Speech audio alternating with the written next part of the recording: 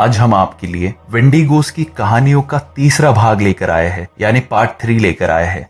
इससे पहले भी अपने चैनल पर हमने वेंडिगोस की कहानियों के 2 वीडियोस डाले हैं, यानी पार्ट 1 और पार्ट 2। अगर आप लोगों ने वो नहीं देखे हैं तो उसकी लिंक आपको नीचे हम डिस्क्रिप्शन में दे देंगे, आप जाकर उन 2 वीडियोस को भी जरूर देखिए दोस्तों। और आज के हमारे तीसरे भाग में जो कहानियां हम आपके लिए पेश करने जा रहे हैं वो इतनी खौफनाक कहानियां हैं दोस्तों कि आप रात को ठीक से सो नहीं पाएंगे। लेकिन इन कहानियों को शुरू करने से पहले अगर आप लोग इस चैनल पर नए हैं तो हमारे चैनल मिस्टर स्ट्रेंज हिंदी को आप जरूर सब्सक्राइब कर लीजिए और उस बेल आइकन को भी दबाइए ताकि हमारी आने वाली सारी वीडियोस की अपडेट्स आपको मिलती रहे। और आप हमें फेसबुक, ट्विटर और इंस्टाग्राम पर भी फॉलो कर सकते हैं, जिसकी लिंक भी आपको नीचे डिस्क्रिप्शन में मिल जाएगी। तो चलिए दोस्तों, बिना किसी देरी के कहानियों का सिलसिला और आज का ये खौफनाक एपिसोड हम शुरू करते हैं।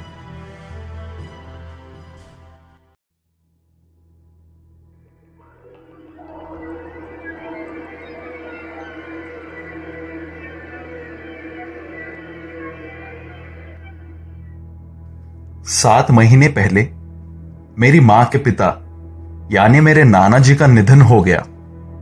इस दौरान मैं कॉलेज में एक सीनियर था और ग्रेजुएट होने के बहुत करीब था। रहने के लिए मैं एक जगह ढूंढ रहा था क्योंकि मेरी मां काफी गुस्से वाली थी और मैं उनके साथ एक ही घर में नहीं रहना चाहता था। मैंने अपनी मां को कन्विंस किया कि वो मुझे मेरे नाना जी की जमीन बेच दे। मैं वो जमीन खरीद कर वहां रहना चाहता हूं। वो लगभग 230 एकड़ जमीन की एक खूबसूरत संपत्ति थी और उसका आधा हिस्सा जंगल से घिरा हुआ था और बाकी की जमीन पर एक बड़ा खेत था।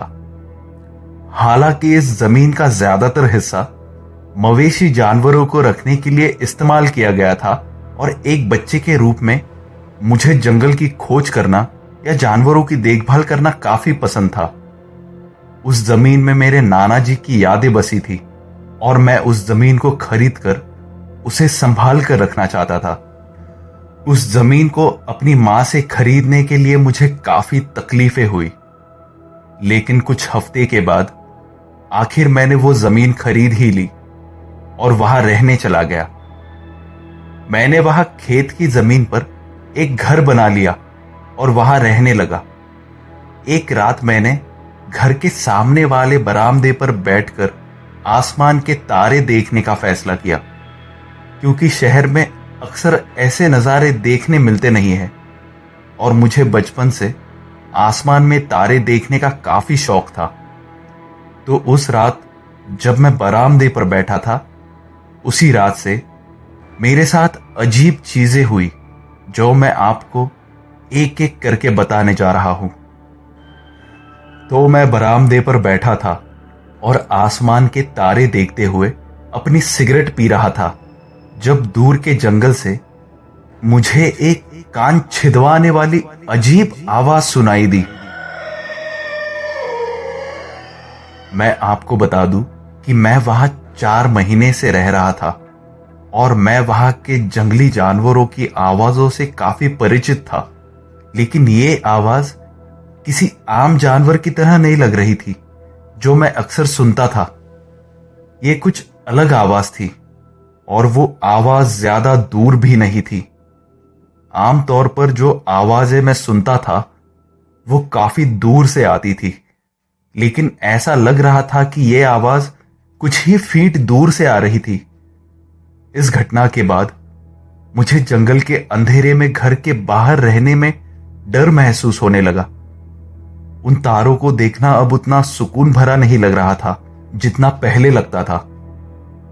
मैंने उस समय कसम खाई कि मैं कभी रात को घर के बाहर नहीं जाऊंगा और रात होने पर मुझे अक्सर ऐसा लगने लगा जैसे बाहर से कोई मुझे देख रहा है।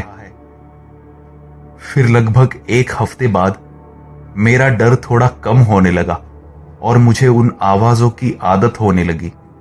मैंने अपने पड़ोसियों से भी इसके बारे में पूछा, लेकिन उनमें से किसी ने भी कभी ऐसे जानवर के बारे में नहीं सुना था जो उस तरह की आवाज पैदा कर सकता था। खैर, तो मेरे साथ ऐसी ही एक दूसरी घटना अभी अभी पिछले महीने में ही हुई। मैं आधी रात को उठा और मुझे काफी प्यास लगी थी। मैं किचन में पानी पीने गया और किचन के काउंटर पर झुक गया, जिससे मुझे मेरे खिड़की से बाहर एक अच्छा दृश्य दिखाई दे रहा था, जो मेरे सामने वाले यार्ड की ओर का था, जहां वो जंगल था। जैसे ही मैंने एक ग्लास पानी पिया, मैंने बाहर जंगल के पेड़ों में कुछ हलचल देखी। मैं उस जगह गौर से देखने लगा और केवल 5 सेकंड बाद मैंने जंगल के पेड़ों से अपने घर के शेड के पीछे कुछ दौड़ते हुए देखा। ये मानते हुए कि वो एक कायोटी या कोई भेड़िया होगा, मैंने अपने सामने के दरवाजे के बगल में रखी हुई अपनी राइफल उठा ली और अपने घर के बरामदे पर खड़े होकर देखने की सोची कि आखिर वो चीज क्या है। बाहर जाने के बाद पहली चीज जो मैंने महसूस की वो एक घिनौनी गंध थी, जो शारीरिक रूप से मेरे नाक के साइनस को जला रही थी। ये गंध ऐसी थी जैसे कई सारे चूहे मरे पड़े हो। तो मैंने हाथ में अपनी टॉर्च पकड़ ली और मेरे घर के सामने के यार्ड की ओर उस टॉर्च की रोशनी को पॉइंट किया और मैं बरामदे पर बैठ गया। मैं बरामदे पर बैठकर यह देखने के लिए इंतजार कर रहा था कि क्या वो चीज फिर से गुजरेगी, लेकिन मुझे कुछ नहीं दिख रहा था और थोड़ी देर बाद मैं काफी बोर हो गया क्योंकि वहां कुछ भी नहीं था। इसीलिए मैंने अपनी टॉर्च बंद कर दी और मैंने अपना फोन निकालकर कुछ देर फेसबुक ब्राउज करने की सोची। अपना फोन निकालने के कुछ मिनट बाद मैंने अपनी आंखों के कोने से अपने शेड के ठीक पीछे से, जो शायद 60 गज की दूरी पर था, मैंने वहां कुछ हलचल देखी।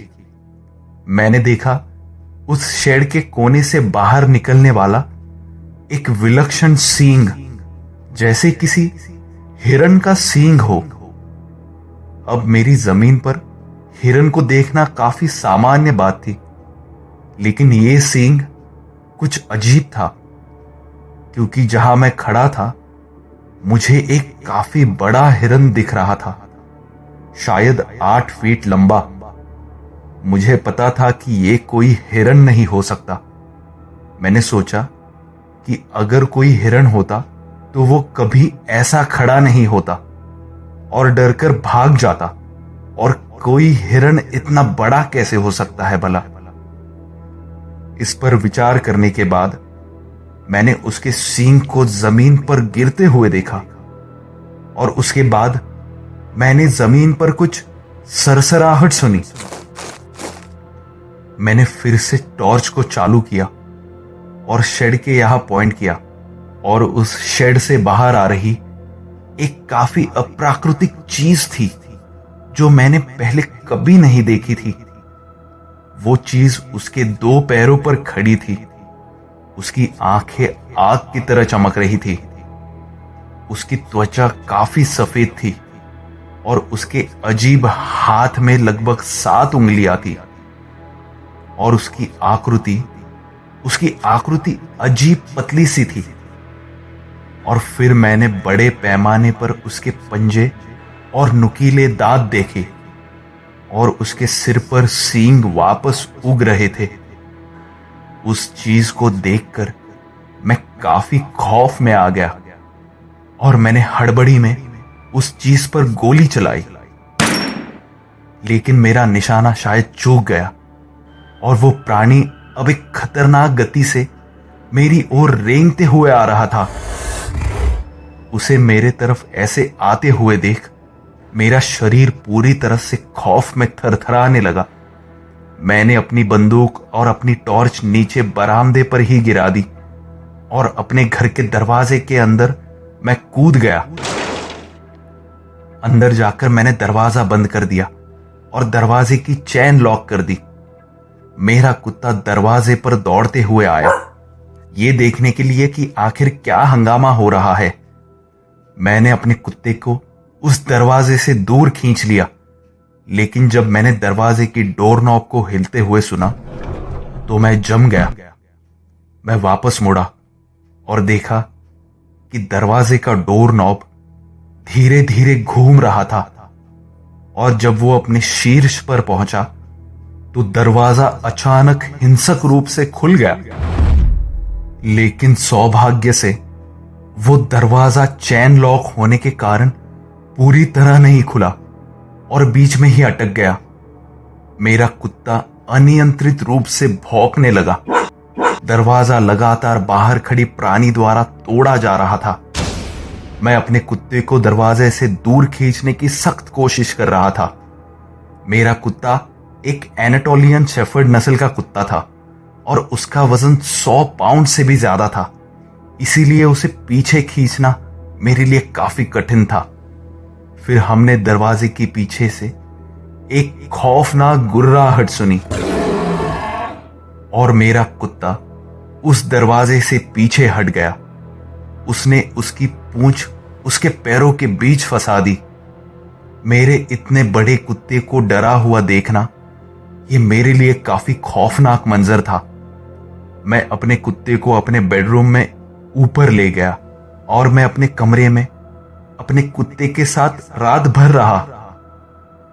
फिर सूरज आने के बाद वो प्राणी जंगल के अंदर वापस भाग गया और वो सड़ी हुई गंध भी उसी के साथ चली गई। अगले दिन मैंने अपने परिवार को उस प्राणी के बारे में बताया, लेकिन उनमें से किसी ने भी मुझ पर विश्वास नहीं किया। मैंने पुलिस को भी फोन किया था, लेकिन उन्होंने कहा कि मैं उन सबका इन फालतू बातों से समय बर्बाद कर रहा हूं और उनका समय बर्बाद करने के लिए उन्होंने मुझ पर ही जुर्माना लगा दिया। मुझे पता था कि वो प्राणी अभी भी वही है, क्योंकि हर रात मुझे वो सड़ी हुई गंध आती थी। एक सुबह तो मैंने एक भेड़िए को मरा हुआ देखा जो मेरे बरामदे पर पड़ा हुआ था और उसकी अंतड़ियां बाहर आई हुई थी। कुछ रातों को मैं उसे अपनी खिड़की से जंगल के अंदर रेंगता हुआ देख सकता था, लेकिन फिर एक रात ऐसी आई जब उसने सारी हदें पार कर दी, क्योंकि एक रात मैं ये देखने के लिए उठा कि वो गंध मुझे वापस आ रही थी और वो सड़ी हुई गंध पहले से भी ज्यादा बदतर थी। लेकिन सबसे चौंकाने वाली बात तो ये थी कि इस बार मैं अपनी खिड़की पर खरोचने की आवाजें सुन रहा था।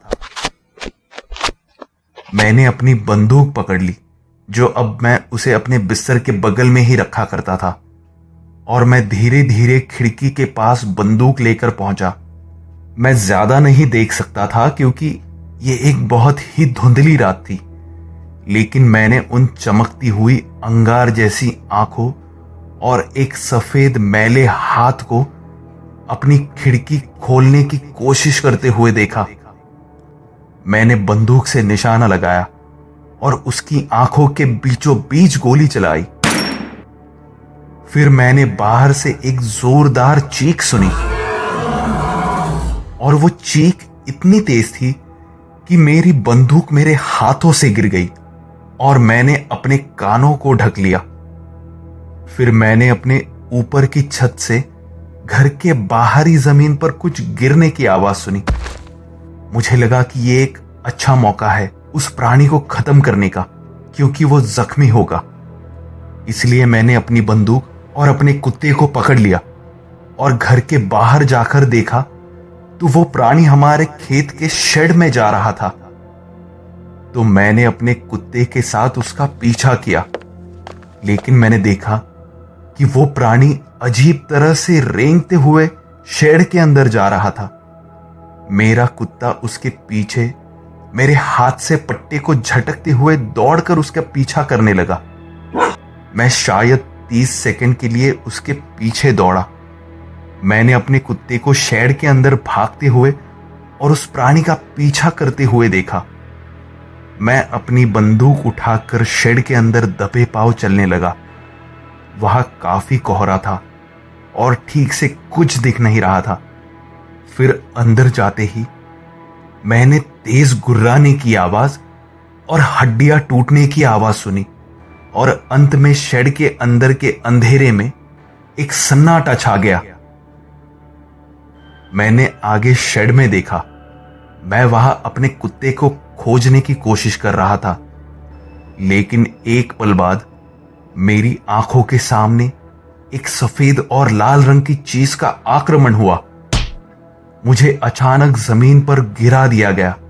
मेरी बंदूक मेरे हाथ से वापस गिर गई और मुझे आगे जो महसूस हुआ वो दर्द नहीं था, बल्कि एक बालों की खाल महसूस हुई। मेरे हाथ के नीचे कुछ गर्म तरल बह रहा था। मैंने अपनी आंखें खोली और देखा कि मेरा कुत्ता मेरे ऊपर पड़ा हुआ है। उसे देखकर मुझे राहत मिली, लेकिन फिर मैंने उसके खाल पर लाल धब्बों के निशान देखे, जो खून के धब्बे थे, और उसका खून मेरे हाथों पर बह रहा था। उसकी सांसें रुक रुक कर चल रही थी। अपने कुत्ते को मरते हुए देख मेरी आंखों में आंसू आ रहे थे, लेकिन अचानक मैंने देखा कि वो अजीब प्राणी मेरी ओर रेंगते हुए आ रहा है। फिर वो प्राणी खड़ा हो गया। वो अपनी पूरी ऊंचाई पर था।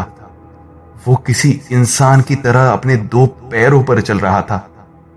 अब जैसे ही वो धीरे धीरे मेरे पास आने लगा, उसे देखकर मैं जल्दी से अपने ऊपर गिरे हुए अपने कुत्ते को साइड में करके घबराकर मैं वहां से उड़ गया और मैं पूरी तेजी से अपने घर की ओर भाग निकला। मुझे नहीं पता था कि वो प्राणी मेरा पीछा कर रहा था या नहीं, क्योंकि पीछे मुड़कर देखने की मेरी हिम्मत नहीं थी। मैं अपने घर के अंदर जाकर दरवाजा लॉक करके अपनी बेडरूम में छुप गया और पूरी रात वहीं पर खौफ में बैठा रहा, इस उम्मीद में कि वो खूंखार प्राणी मुझे ढूंढते हुए घर के अंदर आ जाएगा और मुझे भी मार देगा।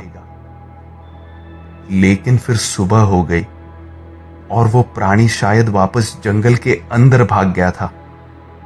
सुबह उठते ही मैं दौड़कर उस शेड में चला गया जहां मेरा मरा हुआ कुत्ता था। लेकिन जब मैं वहां पहुंचा तो देखा कि मेरे कुत्ते का कोई नामो निशान वहां नहीं था। शायद उस दरिंदे ने मेरे कुत्ते को खा लिया था। इस घटना के बाद मैं उस घर में नहीं रुकना चाहता था, तो मैंने कुछ समय एक छोटे होटल में बिताया और नहीं चाहता था कि मेरे नाना जी की संपत्ति मैं ऐसे ही छोड़ दूं।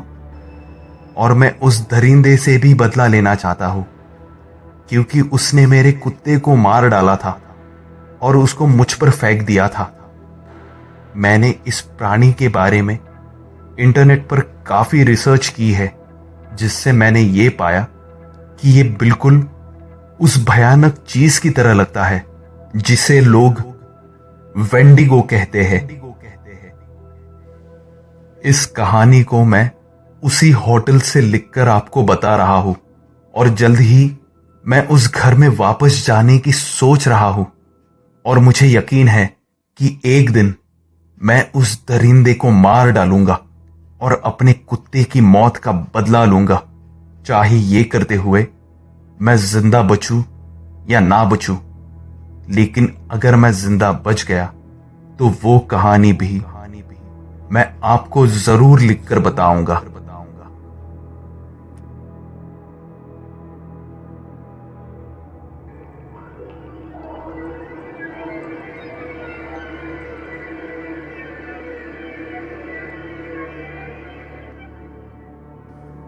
मैं हमेशा से खुले विचारों वाला व्यक्ति रहा हूं, जिसने हमेशा अलौकिक और अविश्वसनीय चीजों में विश्वास किया है।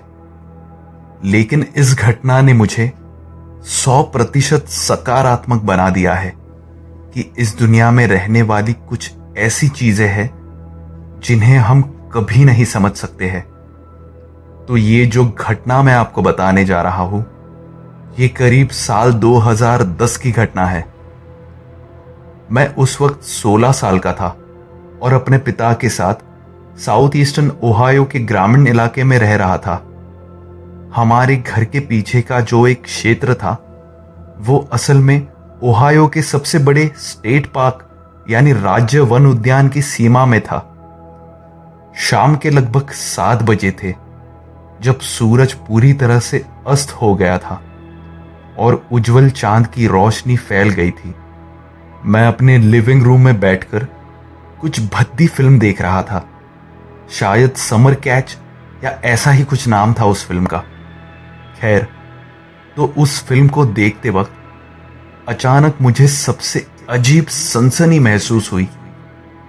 मुझे अपने सामने के बड़े कांच के दरवाजे के पास जाने की इच्छा हुई, लगभग जैसे कि मुझे किसी चीज के द्वारा पुकारा जा रहा हो या बुलाया जा रहा हो। इसीलिए मैं खड़ा हो गया और उस कांच के दरवाजे की ओर चलना शुरू कर दिया। जब मैं दरवाजे पर पहुंचा तो मैंने उस चांद की रोशनी में चमक रहे अपने घर के सामने वाले यार्ड को देखा। वहां ध्यान से देखने के बाद मुझे चारों तरफ दौड़ते हुए एक लंबा दूध जैसी सफेद चमड़ी वाला प्राणी दिखा। जैसे ही मेरी नजर उस पर पड़ी, वो किसी शिकार को खोजते हुए एक शिकारी की तरह रुक गया। उसकी त्वचा खिंची हुई और कंकाल जैसा खोखला शरीर था जो उस चांदनी में लगभग चमक रहा था। वो उसके आसपास के वातावरण की हवा को एक भूखे भेड़िए की तरह सूंघ रहा था और फिर उसका सिर मेरे सामने के कांच के दरवाजे की ओर मुड़ा। जब उसकी नजर मुझ पर पड़ी और वो मुझे घूरने लगा। उसकी आंखें अजीब सफेद रंग की थी।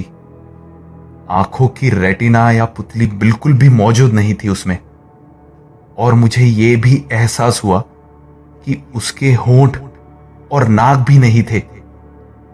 यह हमारा एक दूसरे को देखना कुछ ही सेकंड चला था, पर फिर भी ऐसा लग रहा था जैसे कई घंटे बीत गए हो, और मेरी आंखें और उसकी अजीब भूतिया आंखें एक दूसरे की आत्माओं में देख रहे थे। इस घूरने के बाद उसने अचानक अपना सिर पीछे की ओर झुका लिया और हमारे घर के आंगन के बाहर झाड़ियों में भाग गया। वो मेरी आंखों से दूर जाने के बाद मैं शौक में आकर तुरंत खिड़की के पीछे हट गया। मैं अपने पिताजी के कमरे की ओर दौड़ा और उन्हें जोर से पुकारने लगा। मेरे पिताजी अपनी नींद से उठ गए और अपनी आंखें रगड़ते हुए उन्होंने मुझसे पूछा, क्या हुआ? क्यों चिल्ला रहे हो? मेरी कांपती हुई आवाज में मैंने जो कुछ भी देखा था वो उन्हें मैं बताने लगा, और आश्चर्यजनक रूप से उन्होंने मेरी कहानी पर विश्वास नहीं किया। उन्होंने कहा कि मैं इसे बना रहा हूं या फिर मैंने कोई भेड़िया देखा होगा। मैंने उनसे कहा कि मैंने जो देखा वो किसी प्राणी जैसा नहीं था और इस तरह की चीज को मैंने पहले कभी नहीं देखा था, और वो कोई भेड़िया नहीं हो सकता क्योंकि भेड़िए की चमड़ी खिंची हुई और नाक मुंह गायब नहीं हो सकते हैं। मेरे पिता ने मेरी बात सुनकर अपनी आंखें घुमाई और मुझे शांत होने के लिए कहा। उन्होंने कहा कि ये कुछ भी नहीं, सिर्फ मेरा भ्रम है। मुझे काफी गुस्सा आ रहा था और मैं गुस्से में कमरे से बाहर आकर लिविंग रूम में बैठ गया। बाद में मैंने इस बारे में सोचा। मैं सोच रहा था कि मेरे पिताजी यहां बचपन से पले बड़े हैं, इसीलिए शायद उन्होंने भी इस अजीब चीज को देखा ही होगा, और वो सिर्फ इसलिए मुझे नहीं बता रहे होंगे क्योंकि शायद वो मुझे डराना नहीं चाहते हैं। उस रात मैं अपने बगल में अपने बिस्तर के पास एक हॉकी स्टिक लेकर सोया था, या कम से कम मैंने सोने की कोशिश की थी। अफसोस की नींद मुझे नहीं मिली और मैंने अगले दिन क्लासरूम में सिर हिलाते हुए बिताया। उस अजीब एहसास को हिलाने की कोशिश कर रहा था जिससे मैंने पिछली रात आंखें मिलाई थी। मैंने धीरे धीरे अपने आप को शांत कर दिया और उस चीज को अपने दिमाग से निकालने की कोशिश कर रहा था, लेकिन सूरज ढलते ही वो मुझे वापस याद आ जाता था और मैं डर से कांप उठता था। मुझे हर रात अपने कुत्तों को टॉयलेट के लिए बाहर छोड़ना पड़ता था, लेकिन हर बार मैं हमारे घर के पिछवाड़े में स्टेट पार्क के अंधेरे पेड़ों को देखता था और मैं कसम खाता हूं कि मुझे ऐसा लगता था कि वो अभी भी मुझे घूर रहा है, जैसे कि वो पहले से कई ज्यादा मेरे करीब आने के मौके का इंतजार कर रहा हो, मानो जैसे उसकी आंखों में देखने की वो मुझे सजा देना चाहता हो। फिर कुछ साल बीत गए और कॉलेज से ग्रेजुएट होने के बाद मैं अपनी मां के साथ शहर में रहने लगा। आपकी जानकारी के लिए बता दूं, मेरी मां और पापा का डिवोर्स हुआ था और वो शहर में अकेली रहती थी। मां के और मेरे करीब होने और उनके खराब स्वास्थ्य के कारण मैं अपनी मां की देखभाल करने में मदद करना चाहता था और स्वाभाविक रूप से मेरे पिता और मेरे तनावपूर्ण संबंधों के कारण उनके साथ मैं नहीं रहना चाहता था। पर सच कहूं तो उस चीज को देखने के डर के कारण मैं वो घर छोड़कर शहर अपनी मां के यहां रहने आया था, क्योंकि मैं उस चीज को कभी शहर में नहीं देख सकता था। और मेरी सोच सही थी, मैंने उस अजीब चीज को उस शहर में कभी नहीं देखा। लेकिन 2013 की सर्दियों में मेरे सबसे अच्छे दोस्त की मां ने मेरे पिताजी को डेट करना शुरू कर दिया। इसीलिए मैंने अपने पिताजी से वापस उस घर में मिलने जाने का फैसला किया। अपने पिताजी के घर एक हफ्ता बिताने के लिए अपने दोस्त के साथ, जिसकी मां मेरे पिता की अब गर्लफ्रेंड थी, मैं वहां रहने के लिए चला गया। खैर, तो मेरे पिताजी और उनकी गर्लफ्रेंड उस शाम क्रिसमस की खरीदारी करने बाहर गए थे। इसीलिए मेरा वो दोस्त और मैं, हम दोनों ही घर पर अकेले अपने पालतू कुत्तों के साथ थे। जब सूरज ढलने लगा तो हमें कुत्तों को टॉयलेट करने के लिए बाहर छोड़ना था।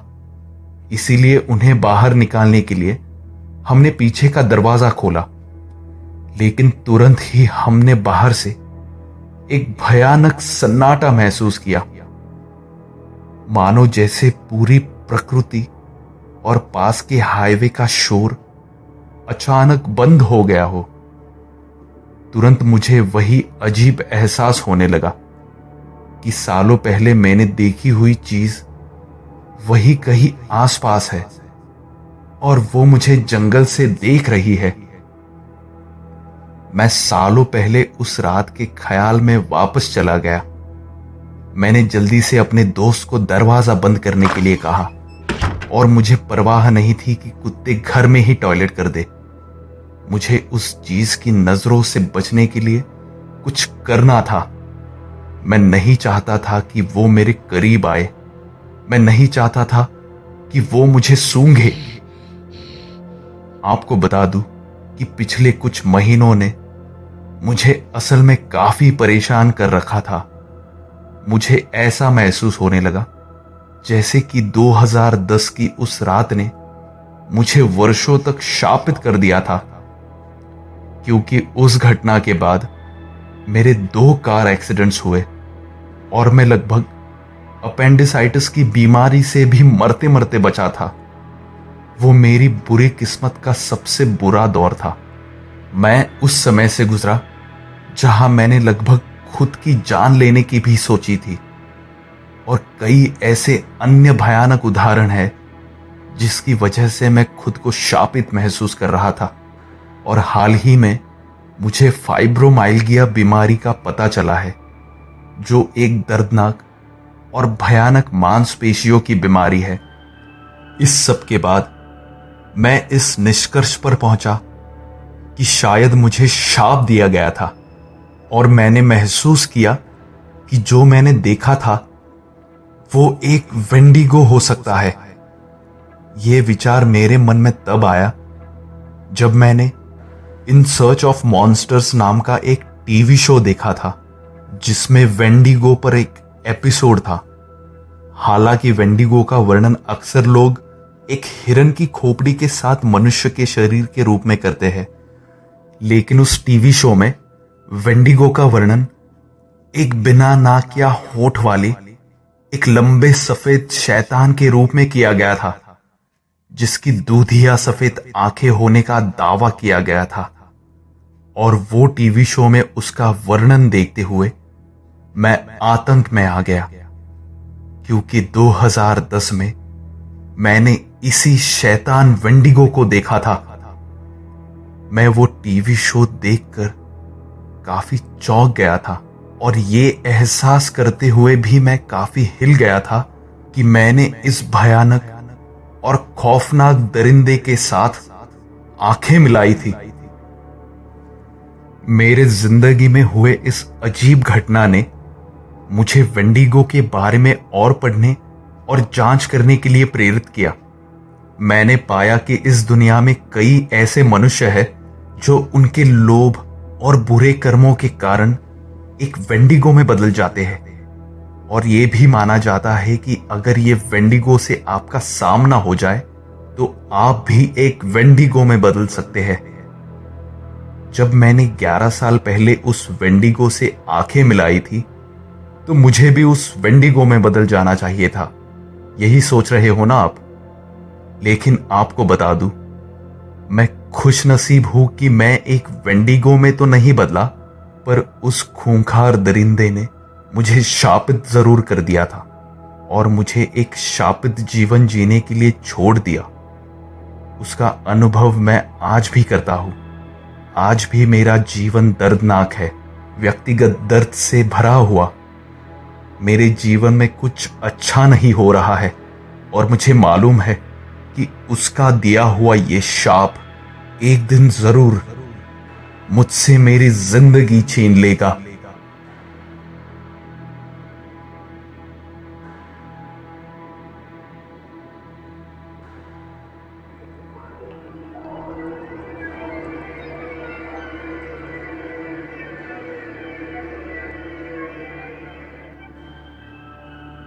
मैं वर्मोंट के एक छोटे से शहर में रहता हूं। मैं आपको मेरे साथ घटी एक घटना बताना चाहता हूं। मैं उस समय 12 साल का था जब यह घटना हुई थी। हालांकि इस घटना को हुए 10 साल बीत गए हैं, लेकिन मुझे यह घटना ऐसे याद है जैसे कि यह कल ही घटी हो। खैर, तो मैं सीधा मुद्दे पर आकर आपको मेरी कहानी बताता हूं। तो ये शुरुआती वसंत का मौसम था और हमने अभी अभी एक असाधारण सर्दी का सामना किया था।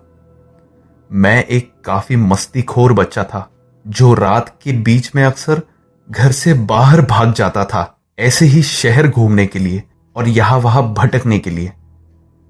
तो एक रात लगभग 3 बजे मैं अपने घर के दरवाजे से बाहर जा रहा था। मैं दरवाजा खोलकर बाहर निकल ही रहा था कि मैंने सामने वाली सड़क की पहाड़ी पर स्ट्रीट लैंप के नीचे किसी को खड़ा हुआ देखा। मैंने पहले सोचा कि मैं एक किसी गंभीर रूप से विकृत हिरण को देख रहा हूं, लेकिन मुझे जल्द ही यह एहसास हुआ कि यह कोई आम हिरण नहीं था। जब वो अपने 2 पैरों पर किसी इंसान जैसा खड़ा हो गया और हवा को सूंघने लगा, मेरे ख्याल से वो 7 फीट से थोड़ा ज्यादा लंबा रहा होगा। इसके सर पर कुछ सींग उगे हुए थे, मानो वो उसके सर के बाहर निकल रहे हो। उसका जबड़ा उभरा हुआ था और चेहरा एक मानव की तरह था, पर ऐसा जैसे कोई मानव किसी खूंखार हिरण में बदल रहा हो। उसके शरीर की बनावट काफी अजीब थी। उसकी पसलियां उसकी त्वचा के बाहर दिख रही थी और उसके लंबे पंजे और खुर वाले पैर थे। फिर अचानक से उसने अपना सिर मेरी ओर घुमाया और वो किसी खूंखार जानवर की तरह अपने 4 पैरों पर दौड़ने लगा। मैंने अपने जीवन में कभी भी किसी चीज को इतना तेजी से दौड़ते हुए नहीं देखा था। जैसे जैसे वो अजीब चीज करीब आती गई, मैं उसके चेहरे के बारे में बेहतर विवरण दे सकता था। उसके होंठ लगभग गायब थे, या शायद ना के बराबर थे। उसकी त्वचा जमी हुई लग रही थी और उसकी आंखें काली थी। मैं घर का जाली वाला दरवाजा बंद करके अंदर भाग गया। वो जितना करीब आता गया, उतना ही मैं खौफ में थरथराने लगा। मैंने उस जाली के सामने का मुख्य दरवाजा भी बंद कर दिया और अचानक मैंने सुना कि बाहर के जाली के दरवाजे पर कुछ जोर से टकराया और फिर कुछ अप्रत्याशित और भयानक चीज हुई। घर के बाहरी बरामदे से एक विकृत आवाज आई। वो चीज जो बाहर थी, वो एक महिला के आवाज की नकल कर रही थी। वो कह रही थी, मुझे अंदर आने दो। जब उसने ये कहा, मेरे तो रोंगटे खड़े हो गए और मैं चिल्लाते हुए अपनी मां के कमरे में भागा।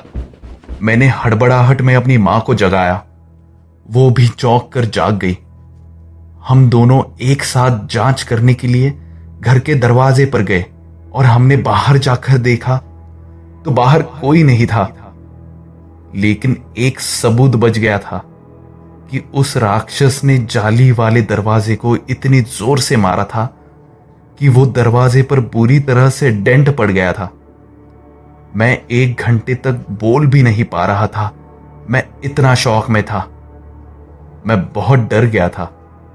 लेकिन एक बार जब मैं बोलने में सक्षम हो गया, तो मैं अपनी मां को यह बताने के लिए खुद को नहीं संभाल सका कि मैंने असल में क्या देखा था। मेरी मां अब भी ये मानती है कि वो जो प्राणी इसके लिए जिम्मेदार था, वो कोई काला भालू था या कोई और जानवर था। पर मेरी कहानी यही खत्म नहीं होती है दोस्तों। इस घटना के कई दिनों बाद एक दिन मैंने अपने पड़ोसी को चुपचाप एक आदमी से एक प्राणी के बारे में बात करते हुए सुना। उनकी बातों के मुताबिक एक अजीब प्राणी उस आदमी के गाड़ी का पीछा कर रहा था। मैंने उससे इसके बारे में पूछा, लेकिन उसने मुझे झूठ बोला। मैंने उसे बताया कि मैंने क्या देखा था। फिर मेरी उस कहानी को बताने के बाद मेरा पड़ोसी और उसका दोस्त अचानक शांत हो गए। उन्होंने मुझसे पूछा कि क्या वो मेरे डेंट हुए दरवाजे को देख सकते हैं, और मैंने हां कहा। वो मेरे घर के सामने आए और मेरे जाली वाले लोहे के दरवाजे को देखा, और वो आदमी मेरे पड़ोसी की ओर मुड़ा और सिर हिलाया। अगले दिन शाम को 5 आदमी एक एसयूवी कार में सवार हुए मेरे घर के सामने मैंने देखे, जो जंगल की तरफ जा रहे थे। और उन आदमियों में एक वही आदमी था जो कल रात मेरे पड़ोसी से बात कर रहा था। मैंने उस आदमी से बात की। मैंने उससे पूछा, तुम क्या कर रहे हो? उसने जवाब दिया, बस शिकार पर जा रहे हैं। मैंने कहा, तुम उस चीज को मारने जा रहे हो? सच बताओ। उसने कुछ नहीं कहा। फिर मैंने पूछा, वो क्या चीज है? प्लीज मुझे बताओ। उसने कहा, बच्चे, तुम्हें अपने घर वापस जाना चाहिए। लेकिन मैं भी जिद्दी ठहरा। मैंने उसे कहा, जब तक तुम मुझे नहीं बताओगे तब तक मैं नहीं जाऊंगा। उसने कहा, तुमने कभी शैतान वेंडिगो की कहानी सुनी है बच्चे? अगर नहीं सुनी है तो घर वापस जाओ और हमें अपना काम करने दो। उसने ये गुस्से में कहा। वो लोग मेरे घर के सामने वाले जंगल में चले गए। उस रात के बाद उस जंगल से केवल 2 आदमी बाहर आए। मैं अपने बरामदे से उन्हें आते हुए देख रहा था और मैं उनसे पूछने लगा कि मैं शाम को जिस आदमी से बात कर रहा था वो कहाँ है, और वो बाकी के 2 लोग भी कहाँ है। लेकिन वो दोनों आदमी मुझ पर वापस अंदर जाने के लिए चिल्लाए। फिर वो दोनों अपनी एसयूवी कार में बैठकर वहां से भाग निकले। अगली सुबह मैं अपने लिविंग रूम में गया और टेबल पर एक अखबार देखा, और जो 3 आदमी वापस नहीं आए थे वो उस अखबार के पहले पन्ने पर थे। उन तीनों की तस्वीरें अखबार में थी और उसमें लिखा था कि वो 3 लोग एक कार एक्सीडेंट में मारे गए हैं। लेकिन मुझे नहीं लगता था कि यह सच था, क्योंकि मैं जानता था कि जरूर उन तीनों को उस हैवान वेंडिगो ने ही मारा था जब वो उसका शिकार करने उस जंगल में गए थे। और उन 5 में से जो 2 आदमी वापस बचकर बाहर आने में कामयाब हुए थे, उन्होंने शायद इस बात को डर की वजह से छुपाया था। इस घटना के बाद मैं हर रोज जंगल के अंदर से अजीब आवाजें सुनता हूं। उन आवाजों को सुनकर ऐसा लगता है जैसे वहां एक नहीं बल्कि कई सारे वेंडिगो जंगल के अंदर से चिल्ला रहे हैं। मुझे यकीन है कि वो 3 आदमी उस वेंडिगो का शिकार होने के बाद खुद भी एक वेंडिगो ही बन गए थे। और मुझे ये भी डर है कि कहीं वो मुझे ही ना ढूंढ रहे हो, क्योंकि वहां पर मैं ही इकलौता ऐसा बच्चा हूं जो ये जानता हूं कि उनके साथ क्या हुआ था, और कहीं वो मेरा शिकार करने ना आ जाए।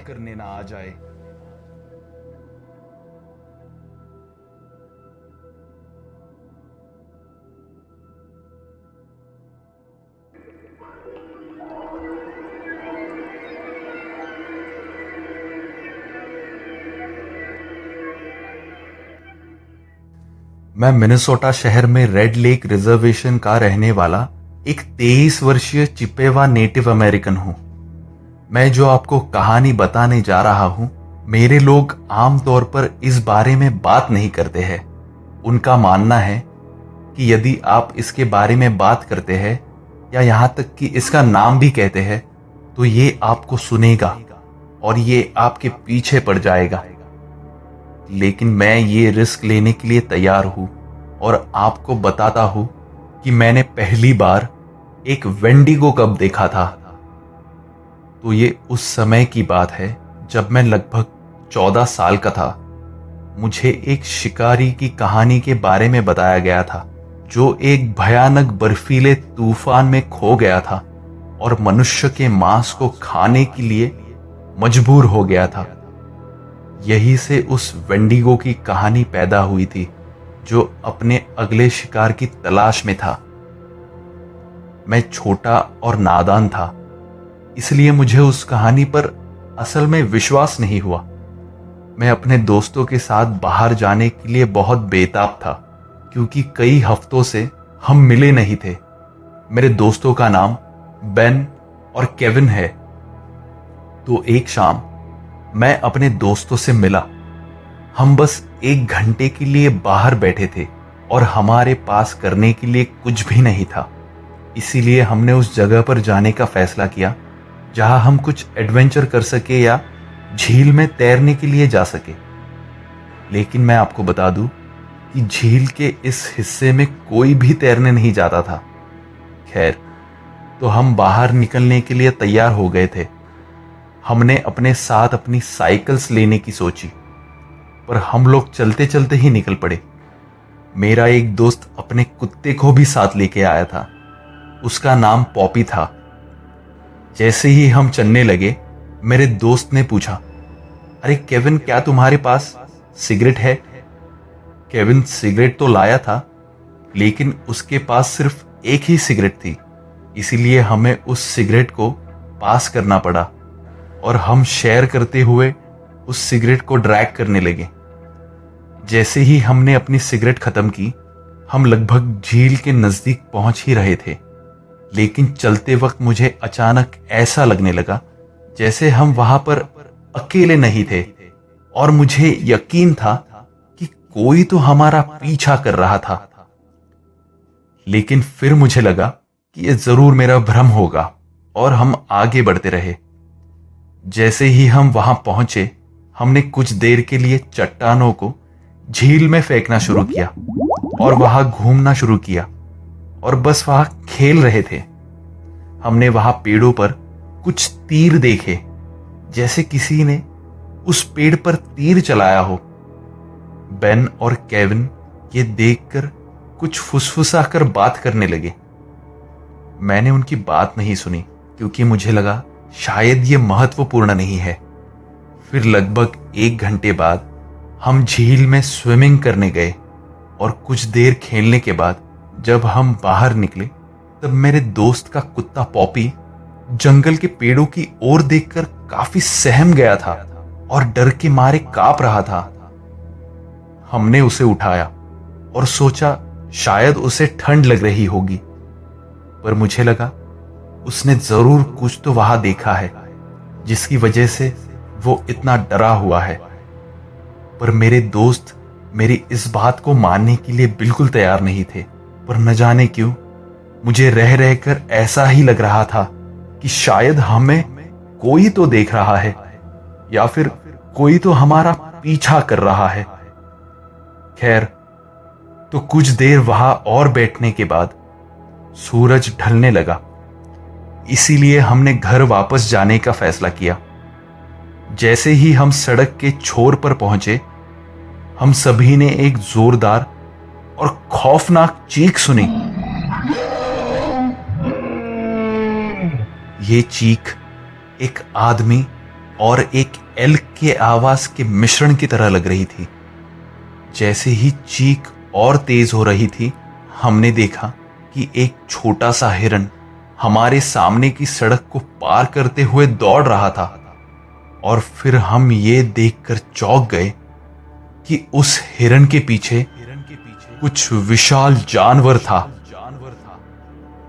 वो जो कुछ भी था लगभग 9 फीट लंबा था और सफेद और भूरे रंग के मिश्रण का था।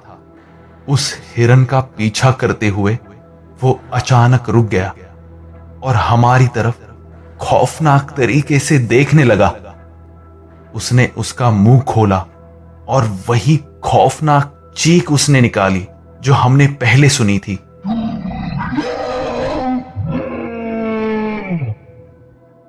शायद उसका ये चीखना हमको वहां से निकलने का संकेत था। हम वहां से भागे और अपने घर वापस दौड़कर आ गए और अपने माता पिता को बताया कि क्या हुआ था। उन्होंने हम पर विश्वास नहीं किया। हालांकि जब मेरे दादी ने इस कहानी के बारे में सुना तो उन्होंने हमें बात करने के लिए बेडरूम में बुलाया। उन्होंने हमसे कहा, मुझे विश्वास है कि तुम बच्चों ने उस जानवर को ही देखा है जो इन जंगलों में घूमता है।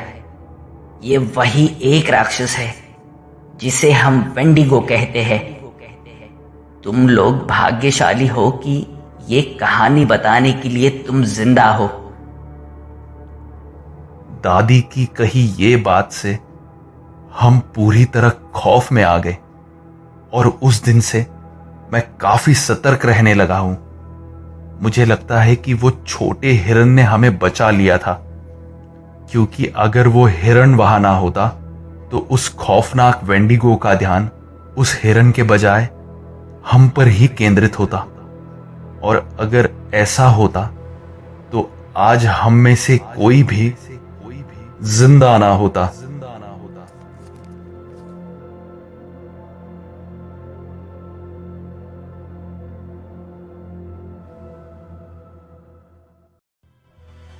तो दोस्तों, आज की कहानियों का सिलसिला यहीं पर खत्म होता है। आज की कहानियां आपको कैसी लगी ये आप हमें कमेंट बॉक्स में जरूर बताइए। अगर आपको आज की कहानियां अच्छी लगी होंगी तो आप इस वीडियो को लाइक जरूर करिए, और अगर चैनल पर नए हैं तो हमारे चैनल को सब्सक्राइब करना बिल्कुल भी मत भूलिएगा दोस्तों, क्योंकि ऐसी ही खौफनाक, रोमांचक और डरावनी कहानियां हम आपके लिए हर बार लेकर आते रहेंगे। तो हम आशा करते हैं कि आप हमारे इस चैनल को सब्सक्राइब जरूर करेंगे। तो चलिए, आज के एपिसोड में इतना ही। हम आपसे मिलते हैं हमारे अगले एपिसोड में। तब तक के लिए आप सब अपना ख्याल रखिए। धन्यवाद।